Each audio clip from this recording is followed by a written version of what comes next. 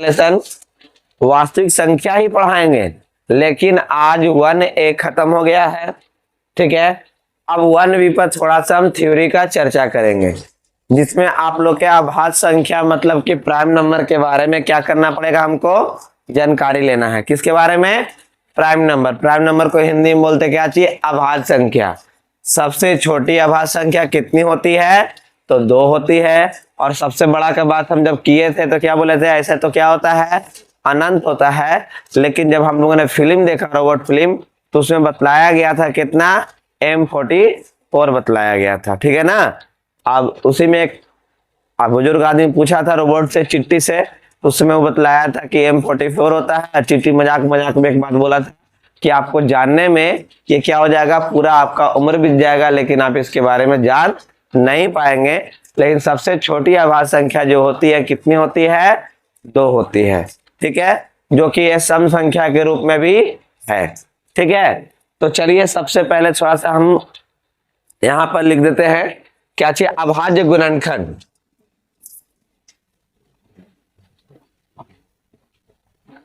अभाज्य गुणनखंड साथ साथ में आप लोग को बनाने के लिए भी कहेंगे। जो बच्चे ऑफलाइन पढ़ रहे हैं, ऑनलाइन पढ़ रहे हैं, दोनों अपना कॉपी रेडी रखेंगे। कुछ कुछ क्वेश्चन हम आप लोग को समझाने के बाद आप लोग से हम सवाल भी करेंगे, तो आपको आंसर यहाँ पर फटाक से देना होगा कि अभाज्य गुणनखंड कहते किसको हैं। तो पहले समझ लेंगे अभाज्य गुणनखंड के बारे में। ठीक है, जो अभाज्य संख्या से भागा लगा के काम करने किया जाए। ठीक है ना। चलिए हम यहाँ पर दिखलाते हैं आप लोग को। पहला सवाल कितना है बाबू? 64 है। 64 का अभाज्य गुणनखंड निकाले। क्या निकालने कहेगा?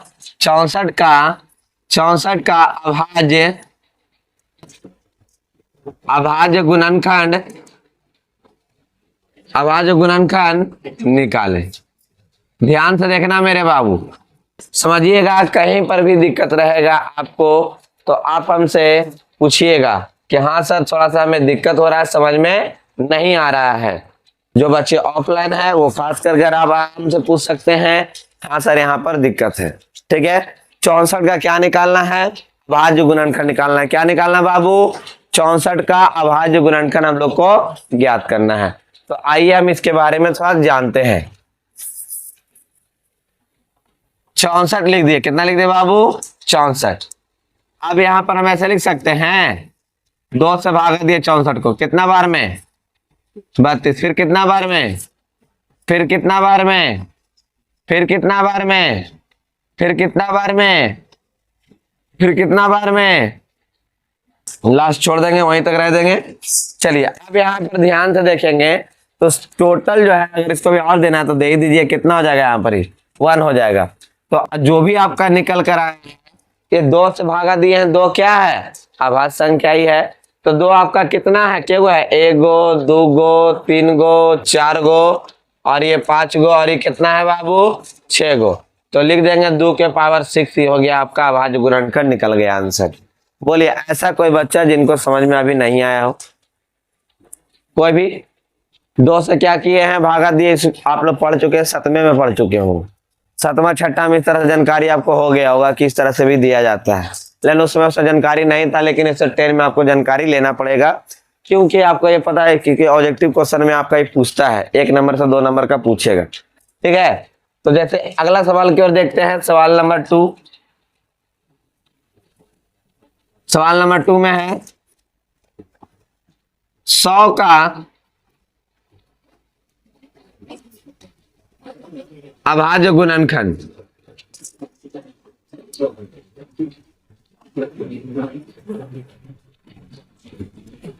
100 का क्या निकालना है बाबू? अभाज्य गुणनखंड ज्ञात करना है। 100 का क्या करना है? तो अभाज्य गुणनखंड क्या करना है बाबू? ज्ञात करना है। तो यहाँ पर आप लोग देखेंगे अभाज्य गुणनखंड हम कैसे ज्ञात करते हैं। चलिए आप ही लोग बताइए। यहाँ पर हमने 100 लिख दिया। 100 को कितना से सबसे पहले देंगे? 3 से कि 2 से? कितना बार में? फिर कितना से? 2 से लगेगा, 2 से लगेगा, 3 से लगेगा, नहीं, 5 क्या है? 5 अभाज्य संख्या है। फिर 5 से देंगे कितना बार? 5 बार। फिर 5 से देंगे कितना हो जाएगा? 1। तो अब जरा बताइए यहाँ पर ही कौची आ गया? 2 गुने 2 गुने 5 गुने कितना बाबू? 5। तो 2 के पावर 2 और 5 के पावर 2। बोलिए आंसर क्लियर है सभी लोग को? समझ में आ रहा है कि अभाज्य गुणनखंड कैसे हम लोग निकालते हैं? तीसरा नंबर सवाल, तीसरा नंबर है 343 का अभाज्य गुणनखंड निकाले। मेरे प्यारे बाबू यहाँ पर कितना लिख दिया है? 343 का कितना निकालना है? अभाज्य गुणनखंड निकालना। क्या निकालना है? 343 का अभाज्य गुणनखंड हम लोग को क्या करना है? ज्ञात करना है। तो चलिए यहाँ पर 343 लिख दिए। कितना लिख दिए बाबू? 300। कितना है? 343। अब तुम बताओ बाबू 343 जो है कितना से भाग लगेगा? 2 से लगेगा? 2 से लगेगा? 3 से लगेगा? बताइए, कैलकुलेशन कीजिए कितना से लगेगा। चलिए यहाँ तो मैं 7 बार में लग जाएगा। 7 से कितना बार में बाबू? 49। फिर 7 से देंगे कितना बार में? 7। फिर 7 से दे ही दो तो कितना हो जाएगा? 1। तो बताओ 7 गुने 7 गुने 7, तो 7 के पावर कितना बाबू? 7 के पावर 3। बोलिए ये आपका अभाज्य गुणनखंड अगर आपके दिमाग में पूरी तरह से अगर चल गया होगा तो कमेंट के जरिए हमें बतला सकते हैं। जो बच्चे ऑफलाइन हैं वो यस या नो कह सकते हैं। ऐसे भी कोई बच्चे हैं जिनको अभी तक समझ में ना आया हो अभाज्य गुणनखंड के बारे में। कोई एनीबॉडी कोई बच्चा है इसमें कि जिनको अभाज्य गुणनखंड के बारे में समझ में नहीं आया हो? अभाज्य संख्या के रूप में बताते हैं किसको किसको सबसे पहले आपको कैलकुलेशन करना पड़ेगा, भागा देने का। 2 है, क्या है बाबू आपका? अभाज्य संख्या है। 2 से आपको भागा देना पड़ेगा। 3 से दे सकते हैं, 5 से दे सकते हैं, 7 से दे सकते हैं। फिर कितना देना पड़ेगा? 11 से, फिर 13 से, फिर 17 से, फिर 19 से, फिर 23 से, डॉट डॉट डॉट। कह रहा सर कोई ऐसा भी आएगा जिसको 4 से दे सकते हैं? जी नहीं, 4 अभाज्य संख्या है ही नहीं तो मुझसे 4 से भागा नहीं दे सकते हैं। 6 से दे सकते हैं तो नहीं दे सकते। जो भी जब भी देना होगा 2 3 5 7 11 13 17 19 23 29 31 37 41 इससे भाग दे सकते हैं आप। ठीक है ना? बात समझ में आया? अभाज्य गुणनखंड का मतलब ही होता है कि अभाज्य संख्या से क्या करना? भागा देना, निकालना। ठीक है? कोई दिक्कत किसी को, कोई भी बच्चा को दिक्कत अगर है अभाज्य संख्या में अभाज्य गुणनखंड निकालने में तो हमें बतलाएंगे। ठीक है? चलिए आगे बढ़ते हैं। सबसे छोटी न तो यहां पे लिख दे रहे हैं सबसे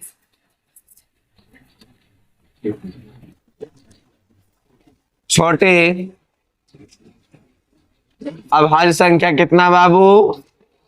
सबसे छोटी अभाज्य संख्या कितना होती है? 2 होती है। और सबसे छोटी भाज्य संख्या क्या बाबू? सबसे छोटी भाज्य संख्या कितना होती है? तो 4 होती है। ठीक है ना? लेकिन नोट पॉइंट में हम यहाँ पर लिखते हैं कि एक ना तो कुछ है ना तो अभाज्य है ना ही भाज्य है। क्या चाहिए बाबू? भाज्य है। ध्यान से समझ में आया? 2 सबसे छोटी अभाज्य संख्या है और 4 सबसे छोटी भाज्य संख्या है। एक जो आपका आता है ना ही भाज्य है ना ही भाज्य है, ये दोनों में ही गिनती नहीं आता है। बात समझ में आया आप लोग को? क्लियर? सबसे छोटी सम संख्या कौन है? 2। और सबसे छोटी विषम संख्या कितना है? 1। ठीक है? और आपको पूछा जाएगा कि सबसे छोटी प्राकृतिक संख्या कितना बाबू? 1। और सबसे छोटी पूर्ण संख्या कितना है? तो 0 है। अगर पूर्णांक के बारे में चर्चा करेंगे तो बाबू आपका एक निगेटिव भी जाता है और पॉजिटिव भी जाता है, तो ना ही उसको छोटा बता पाएंगे हम ना बड़ा बता पाएंगे। थोड़ा दिक्कत वाली बात हो जाएगा। ठीक है? कोई दिक्कत है समझने में? हो सकता है ऑब्जेक्टिव के रूप में, सवाल के रूप में आपको पूछ दे तो आप आराम से इसको क्या कर सकें, सॉल्व कर कर बता सके, याद रहेगा आपके दिमाग में, तुरंत आंसर आप इसको दे सकते हैं। कोई दिक्कत यहाँ पर जो भी बच्चे बैठे हुए हैं, किन्हीं को अगर समझने में कोई भी दिक्कत है तो आप हमें बतलाइए, हम दोबारा उसको आप लोग को हम बतलाने का प्रयास करेंगे, ठीक है। अब उसके बाद आगे सब लोग का क्लियर हो गया, आभाज्य संख्या से जो भी है आप लोग के क्लियर हुआ सभी लोग को। चलिए अब इसके बाद हम चर्चा करेंगे, आप लोग सुने होंगे महत्तम मतलब कि एलसीएम और एचसीएफ का नाम सुने होंगे, तो अब थोड़ा सा एचसीएफ और एलसीएम में हम क्या करेंगे, चर्चा करेंगे। क्या करेंगे, एचसीएफ और एलसीएम में हम यहाँ पर चर्चा करते हैं आप लोग के लिए, जरा ध्यान से देखिएगा। तो सबसे पहले हम एचसीएफ एलसीएम से पहले छोटा सा एक जो आप लोग पढ़े हैं उसको हम थोड़ा चर्चा कर लेते हैं, ठीक है ना। चलिए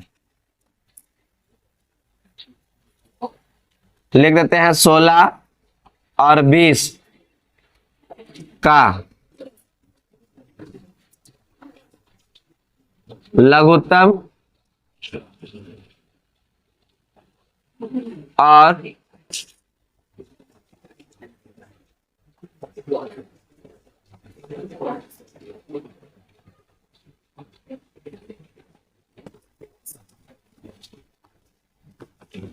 देख रहे हैं बाबू, जो आप लोग जो पढ़ चुके हैं बचपन में, मतलब कहने का मतलब 6 में 7 में 8 तक पढ़ चुके हैं, हम वैसे पहले आप लोग हम जानकारी ले लेना चाहते हैं, ठीक है। चलिए सबसे पहले कितना है जरा बताओ, कितना दिया हुआ है, 16 है और 20 है। तो ऐसे ना करते हैं बाबू, हम लोग लेते हैं 2 से कितना बार में आए, 8 बार में, फिर 2 से अलग अलग करके सीखे कि नहीं सीखे आप लोग, आए और फिर इसको भी 2, कितना था 2 10 2 5। अब तुम ही लोग बताओ बाबू, लघुत्तम निकालने के लिए मतलब एलसीएम निकालने के लिए क्या करते हैं, क्या नियम देते हैं, जो मैच करता हो, क्या करता हो बाबू, जो मैच करता हो। तो मैच करने वाला कौन कौन है, देखो तो ये दोनों मैच किया तो 2 लिखे, फिर ये दोनों मैच किया तो 2 लिखे। अब देखो ये दोनों मैच नहीं करता तब पर भी लिख देते हैं, नहीं मैच करेगा तो भी लिख देते हैं, लिख देते ना है। तो बताओ 2 के पावर कितना, 4 इंटू 5, ये क्या हो गया, एलसीएम निकल गया। क्या निकल कर आया बाबू, एलसीएम। अगर गुना भी करके लिखना चाहते तो गुना करके लिखा, टोटल 80 आएगा, कितना आएगा 80 आएगा। अब आते हैं एचसीएफ में, कोची आता है बाबू एचसीएफ में। एचसीएफ का नेम कोची है कि हमको पूरा पूरी जो आदमियां हैं हमको पूरा पूरी मैच करना चाहिए, ठीक है ना। जब मैच करेगा तभी हम आएंगे, जब मैच नहीं करे तो उसको छोड़ दीजिए, हमको नहीं चाहिए, ठीक है ना। कि किसका नियम है, एचसीएफ का नियम है कोची, कि जो मैच करेगा तभी हम मेरे पास चाहिए, मैच नहीं करेगा तो हमें नहीं चाहिए। ये साधारण रूल से था पढ़ने के लिए, यही ऐसा भी पढ़ना आपको 10 क्लास में है, गुणनखंड इसको बोलते हैं, गुणनखंड विधि बोलते हैं हम लोग, ठीक है ना। आपको पढ़ना होगा, हम बताएंगे अभी 10 क्लास का ही बताएंगे, लेकिन एक बार जानकारी देते जो कि आप लोग पढ़ चुके हैं। तो चलिए हम थोड़ा सा अब लसा और मसा पर हम चर्चा करेंगे आगे, ध्यान दीजिएगा।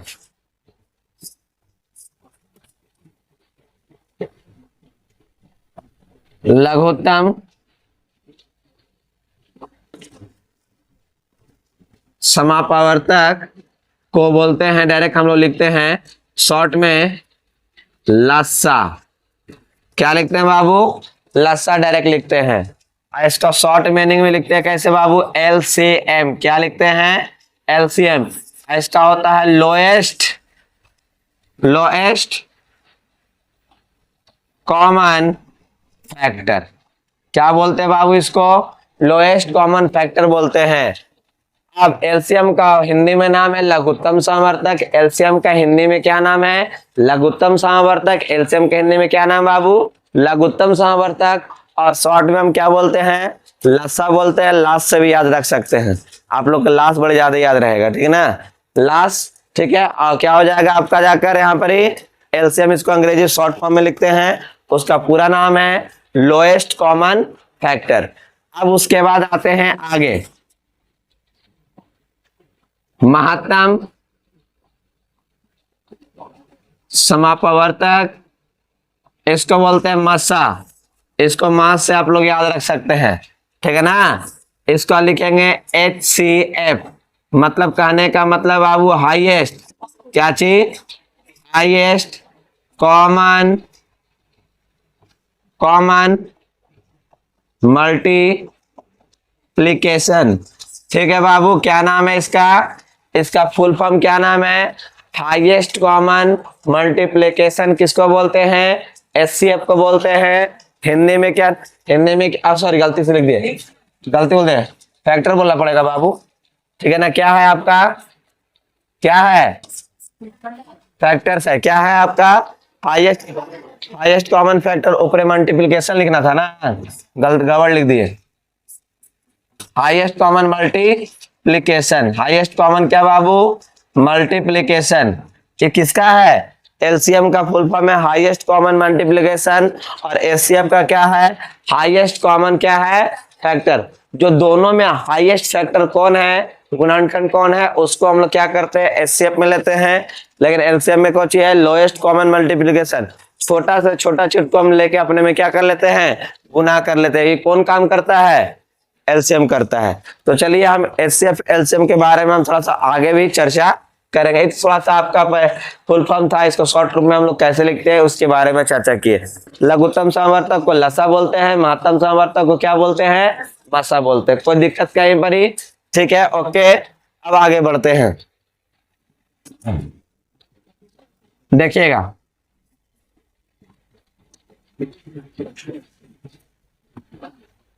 लसा गुने मसा बराबर क्या बाबू? लसा गुने मसा बराबर होता है दो संख्याओं का गुणनफल। क्या होता है बाबू? दो संख्याओं का गुणनफल।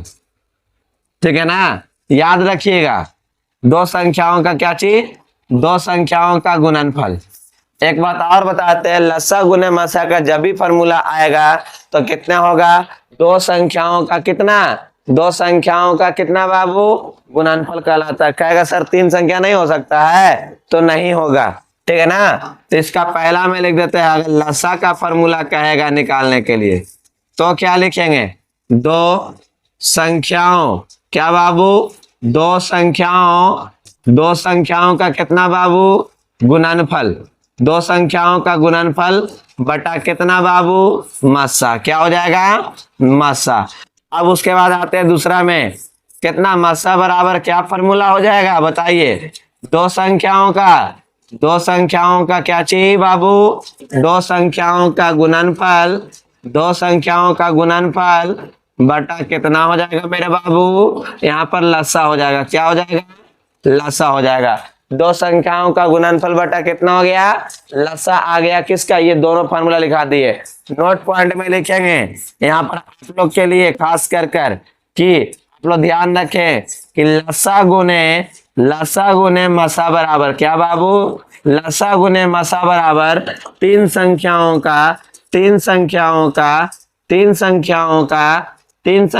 का गुणनफल जो है वो आपका कभी भी नहीं हो सकता। तीन हो चार हो, वो आपका कभी भी नहीं हो सकता है। मतलब बात को समझा? जब भी होगा तो दो संख्याओं का गुणनफल के बराबर ये फॉर्मूला लगता है। लसा गुने मसा बराबर दो संख्याओं का क्या चाहिए बाबू? दो संख्याओं का गुणनफल। पहला में लसा बराबर दो संख्याओं का गुणनफल बटा कितना बाबू? आपका मसा है। मसा बराबर दो संख्याओं का गुणनफल बटा कितना होता है?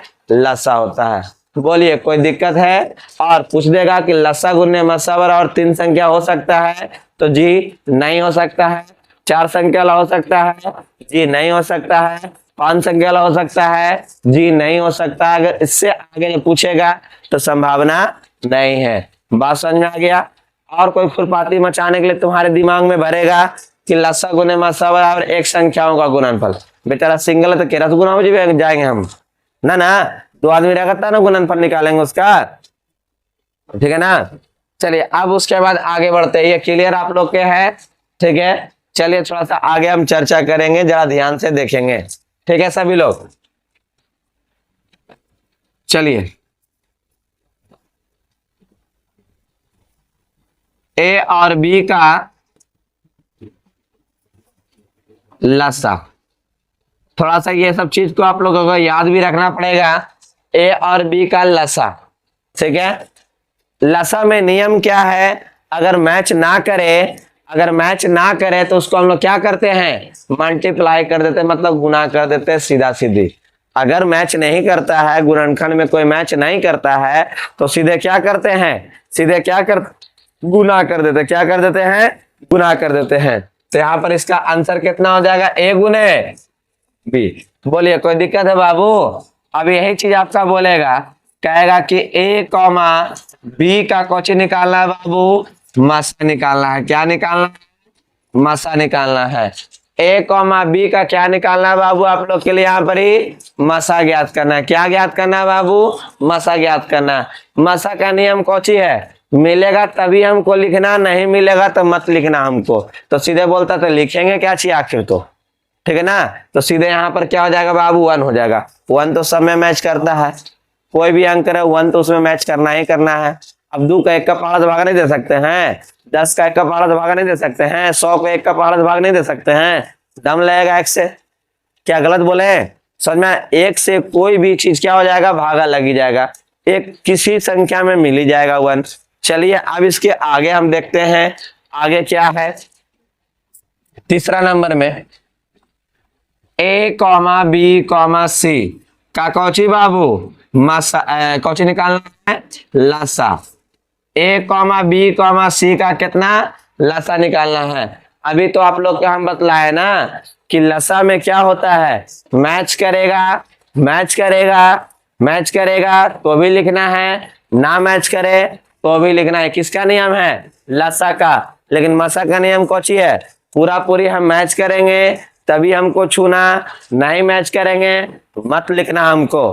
तो कितना हो जाएगा बाबू इसका, यहाँ पर ही ए बी सी कितना हो जाएगा, ए बी सी। चौथा में यहाँ पर देख लो, ए कॉमा बी कॉमा सी का कौची बाबू, मसा। सी का मसा, बताओ यहाँ पर कितना हो जाएगा आप लोग के लिए, 1। कोई दिक्कत है किसी को? जितना भी बच्चे बैठे हुए हैं, एनीबॉडी, कोई भी पूछना है किन्हीं को, जो भी पढ़ा रहे हैं समझ में आ रहा है पूर्ण रूप से। अब उसके बाद 5वां में कहेगा ए कॉमा ए का मसा। क्या बाबू, ए कॉमा ए का मसा नहीं, पहले लसा देख लेते हैं। ए कॉमा ए का क्या बोल दिया, लसा निकालने के लिए। तो क्या है, मैच करने गया बाबू, तो मैच कर गया तो क्या लिखा, कोई छूटा इसमें, नहीं छूटा, तो कितना हो जाएगा, ए हो जाएगा। अब उसके बाद 6ठा में ए कॉमा ए है बाबू, कितना है, ए कॉमा ए का कौची, ए कॉमा ए का मसा। इसका नियम कौची है, कहता मैच कर रहे हैं तो लिखो, ना मैच कर रहे तो हमको मत लिखो। कितना लिखना, खाली ए लिखना, 1 लिखना। तो कितना मैच तो करेगा तो कितना हो जाएगा, ठीक है ना। देखो दोनों सेम था, लसा भी उतना ही आया, मसा भी उतना ही आया। बोलिए जो भी अभी आपको एबीसीडी के अंक में दिए हैं वो आपको क्लियर हो चुका है सभी लोगों को, ठीक है। तो चलिए हम जरा सवाल पर इस पर कर लेते हैं, छोटा सा इसका सवाल, फिर उसके बाद लेसन की ओर हम क्या करेंगे, एंट्री करेंगे, ठीक है।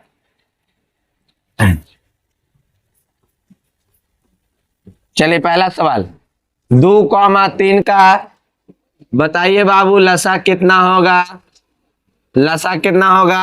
दूसरका में 2,3 का मसा कितना होगा, बताइए आप ही लोग, सभी लोग बताइए कितना होगा। पहलका के अंदर कितना होगा, पहलका के अंदर कितना होगा, जब नहीं मैच करता सीधा इसको मल्टीप्लाई के रूप में लिखकर कितना कर देंगे, गुना। 3 दूने 6, लेकिन ये कहता हमारा मैच करवे नहीं करता, सीधा कितना लिखना मेरे लिए। चलो कोई दिक्कत है, एबीसीडी का भी समझ गए और आपका अंक वाला भी समझ में आ रहा है आप लोग को, सब लोग को। वैसा कोई व्यक्ति जिनको ना समझ में आया हो, चलिए ये लिखे हैं 16, ये लिखे हैं आपका 25 का लसा भी है बाबू, और साथ में मसा भी है।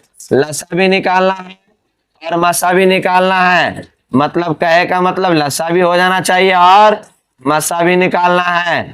तो बतलाइए लसा कितना आएगा, लसा कितना आएगा। अगर कॉपी पेन अगर खोले हुए हैं तो जल्दी से इसको कैलकुलेशन कर हमें आंसर दीजिए, टाइम मत लीजिए, ठीक है ना। जो भी एनीबॉडी बच्चे, जितने भी बच्चे हैं पढ़ रहे हैं, जल्दी से हमें आंसर बतलाइए।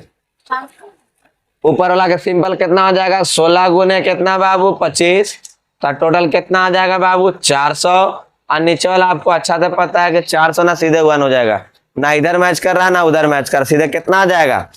चलो कोई दिक्कत है किसी को, कोई भी बच्चा समझ में आ रहा है आप लोग को। चलिए तो मैच करता है, तो चलिए एक चीज और देख लीजिए आप लोग, यहाँ पर ही कहता है 9 है और 12 है। कितना बाबू, 9 और 12 का लसा 7 कौची निकालना है, लसा और मासा भी ज्ञात करना है। तो बाबू जरा आंसर हमें बतलाओ। ध्यान से समझाइए, नहीं पहले बात को समझो। लसा और मसा निकालने के हैं तो 9 और 12 है, 3 का टेबल से कट रहा है, जरा ध्यान दो, ठीक है ना। अंधाइए नहीं, कैलकुलेशन करना है, इसी कारण से हम दिए कि आप गलती भी करिएगा ही करिएगा। तो गलती कर रहे हैं थोड़ा ध्यान से देखो।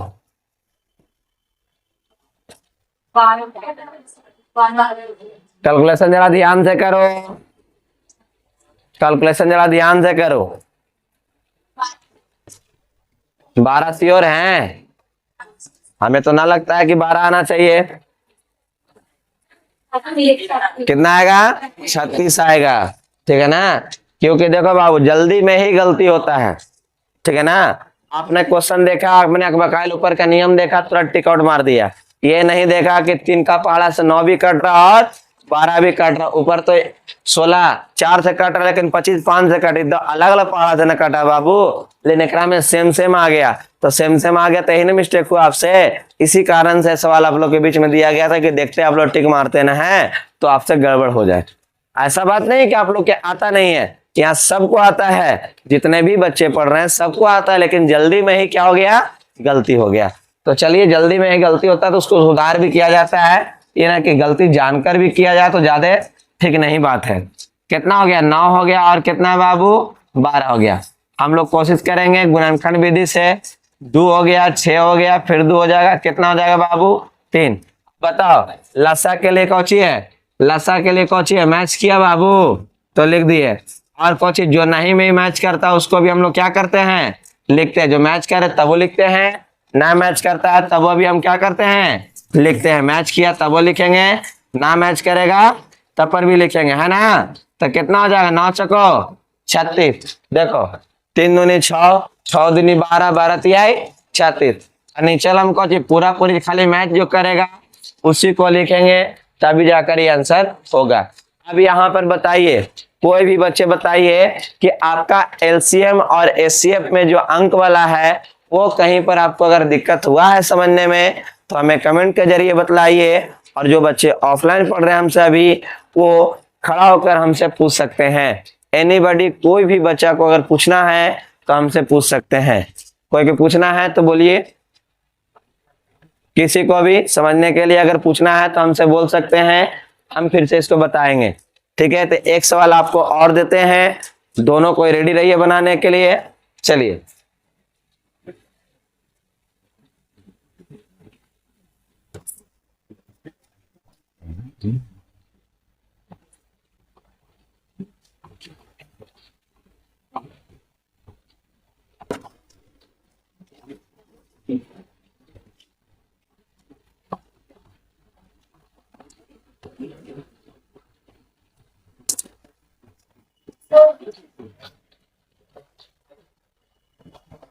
चलो बाबू बताओ,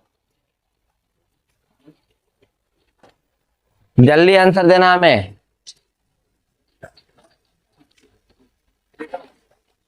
इस बात कुछ होमवर्क दे देंगे बनाने के लिए आप लोग का, इसमें लसा और मसा से, ठीक है। अगर आप चाहेंगे तो 1 भी आप बना सकते हैं, ठीक है। 1 भी लेसन जो है आप लोग अपने से बना सकते हैं, बाकी तो हम कल बताएंगे ही।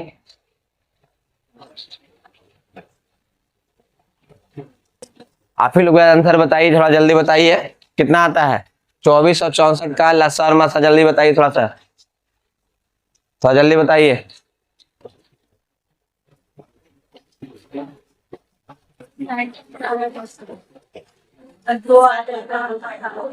लसा कितना आता है बाबू, लसा कितना आता है और मसा कितना आता है, बताओ कितना।